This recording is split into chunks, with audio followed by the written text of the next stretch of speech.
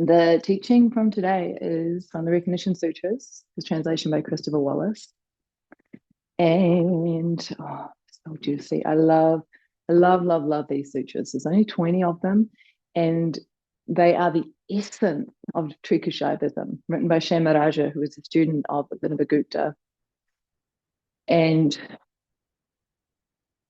they describe the journey of forgetting, right? Going from being that to forgetting and becoming the apparent individual sense of self, and then remembering and becoming that again.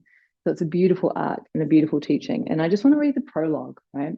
The way that Tantra is taught is that kind of the absolute supreme teaching is always given first. And some students will grok that, will drop into a realization of that. And that's all you need. You don't need all the rest. It's like, oh, yeah, I got it.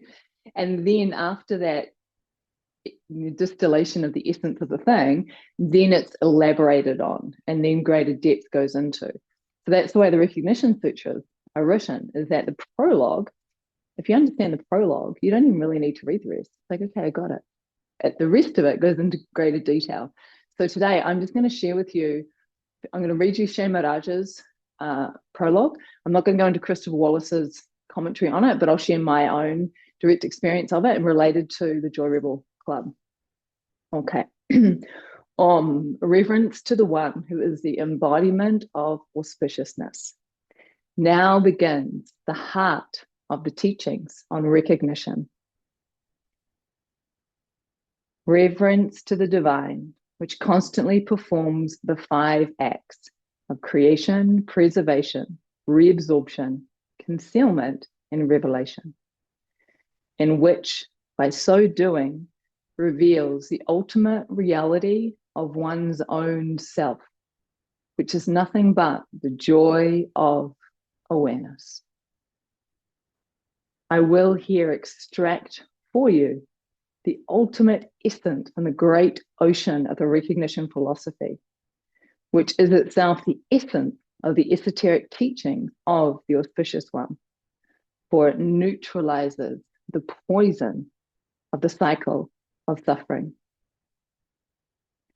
Here, the essential substance of the teachings on the recognition of oneself as God will be gently and concisely opened up for the benefit of the rare devotees whose minds are childlike, who have not labored in the science of rigorous philosophical reasoning, and whose longing for total immersion into the highest divinity continues to grow through the influence of their initial awakening experience, Shaktipat.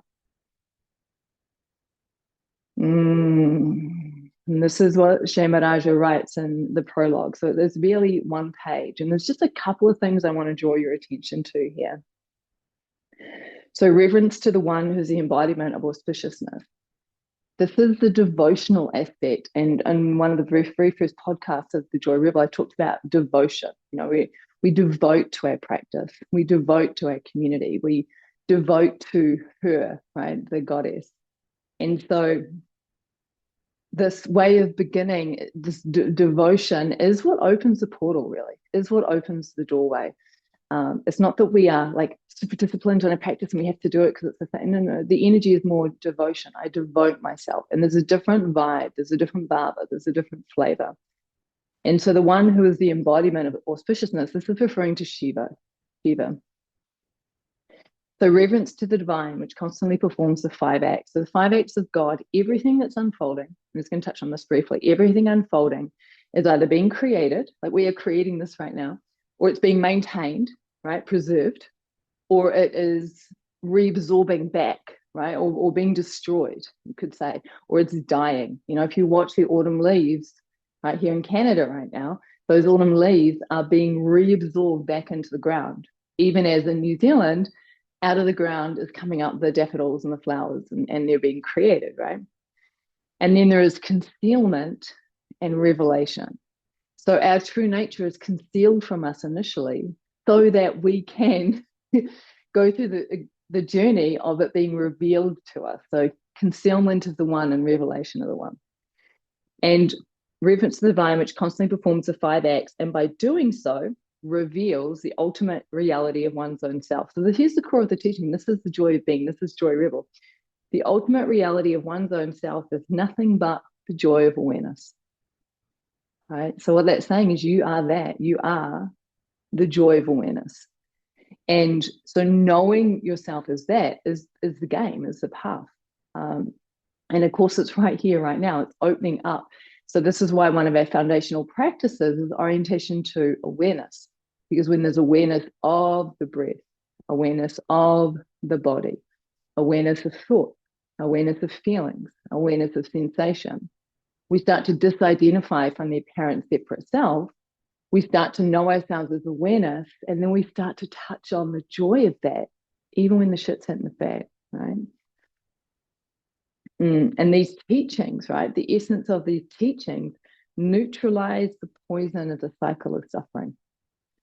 So when we know ourselves as awareness, when we know ourselves as the joy of awareness, even though circumstances can be incredibly painful, like the worst pain, horror, terror, they don't necessarily constitute suffering. And that's a really important distinction to begin to grok and understand, is the difference between the pain of being human that we all go through, injury, illness, death, right? Loss, and suffering, which is mind generated. It is attachment to or aversion to things, right? So suffering is something we have control over. We have no control over pain. Shit's going to happen. We're all going to get old. We're all going to die. We're all going to be injured. We're going to lose people, animals, things close to us. We're going to lose jobs, houses, like all the things. Can't control that. What we do have control over is the suffering that our mind generates. And at first, we don't have control over that, but we can start to notice it, right? We can start to be aware of it, and we can start to choose not to believe in it. And then over time, the mind doesn't even generate that anymore, because it's just not getting the attention, it's not being acted out, and we start to dissolve the underlying samskaras and vikalpas, unresolved emotional experiences and beliefs that are generating that suffering. Final thing I want to touch on is the way that Shamaraj positions his work here. He's very clear about who it's for, right? Those rare devotees whose minds are childlike and have not labored in rigorous philosophical reasoning, right? This is not an intellectual pursuit. And those who are attempting to approach it through the intellect, it's going to be way, way, way harder, you know? So and I feel like as a joy rebel, we are more childlike. There is a sense of the wonder. There is a sense of the awe, right? So we're not approaching this through understanding of the mind or the intellect of the mind. And then whose longing for total immersion into the highest divinity continues to grow through the influence of their initial awakening. So in the Tantric text, awakening is referred to as Shaktipat, right? And Shaktipat is the descent of grace.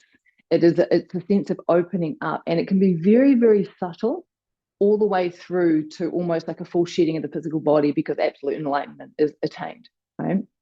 And when Christopher Wallace teaches on this in Tantra Illuminated on Shaktipat, he basically says, if you're attracted to spiritual teachings and you're walking the path, you have had some degree of Shaktipat, right? Some degree has unfolded. And he outlines in Tantra Illuminated, and I can share the page numbers when I put this recording up, 9 different stages of Shaktipat, right? And sometimes it can be useful to get a sense of like where you're at. I mean, the human mind loves to categorize. We love to know, you know, what's our star sign, what's our human design, and what's this and what's that. What stage of Shaktipat am I at? Right? And so there's a danger of it becoming like another way to identify. And sometimes it can be useful to get a sense of like, oh, that's where I am. That's what's unfolding. And so for those of us that have felt that, you know, we're drawn to the teachings, there is, and Rena, you were talking about this in our one-on-one session yesterday, that deep longing to know yourself as God, right? So anyone who's drawn to Joy Rebel Tantra, my feeling is you're going to have that longing to know yourself as that. Many of you have already gone through, you know, Kundalini awakenings, and which is another way of saying Shaktipat, right? It's another way of saying Shaktipat. And so there's no going back. And sometimes once that happens, ordinary life just doesn't hold the same appeal. So that, you know, when we talk about being a Joy Rebel, talk about Joy Rebel Tantra, this is the foundation for the teachings. right? It's not something that I just made up per se. It's like this convergence of how I've always felt, how I've always approached my life, right, since I was a child and a teenager. And also the teachings that I've received over the last 10, 20 years, and particularly the work that I'm doing now with Satyaji. And Satyaji is an Indian teacher. I include a link to him as well in the recordings. He very much emphasizes that the spiritual path is in essence about playfulness, that the world wants to be seen and celebrated and appreciated. And when we start to see, celebrate, and appreciate the world, it will see, celebrate, and appreciate us back. Right. So this is where the joy rebel comes from. It's like, forget waiting for circumstances to line up and start to open the joy of awareness now, as laid out in a text that's 1,000 years old, and start to simply appreciate, celebrate, and love and enjoy whatever is happening, even if it's freaking horrific. That's the rebel. That's where it really is the rebel.